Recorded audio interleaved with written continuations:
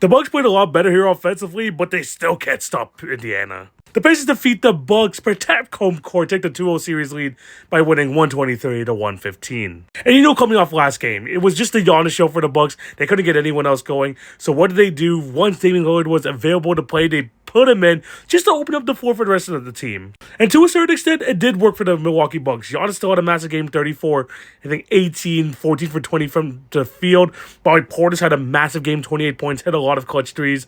And even though Lillard didn't have a great game, at least it opened the floor for the rest of the team. And I'm going to get to the fourth quarter in a second, but this Indiana Pacer team, from top to bottom, each of these guys were able to have their imprint on the game and were able to have a combined effort in order to beat the Bucks. Because it wasn't just Pascal Siakam who had 24 points. It wasn't just Tyrese Halliburton's 21.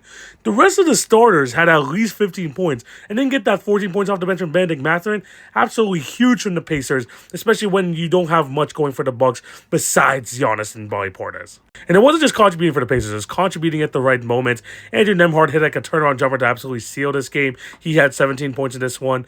You had, Obi Toppin catching up these lobs, Bennedict Mathurin running the floor. Everyone played their role extremely well. And going back to Andrew Nembhard, man, me and Jay talked about before the season, he might be the breakout player for the regular season, but he kind of had a pedestrian year this year.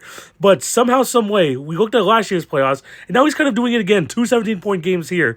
He just knows how to perform in these situations. Shout out to him. He just knows how to come out in big moments. But yeah, this game was definitely interesting, especially from the Bucks' perspective, because even though the Pacers had a lead for the majority of this game, I think it was basically around the 12 to 16 point mark for the longest time.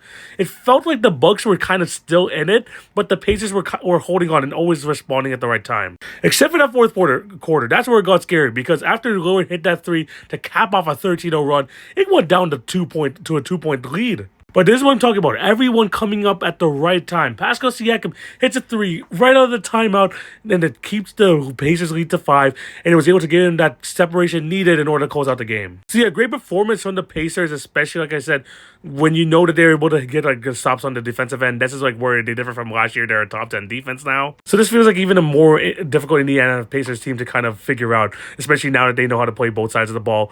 Even though they were one of the top offenses last year, they are playing well on the defensive end this year. But man, this series has been fun, and it's going to be fun when you have a rivalry like these two have. They were getting scrappy throughout the game. But man, the Bucks are in a do-or-die situation now. You know how the saying goes, once the road team wins a game, it's over. And the Pacers have a chance to do that in Game 3. Hopefully Lillard plays better. You know what you're going to get from Giannis. But the Bucks need to win. Their series is on the line.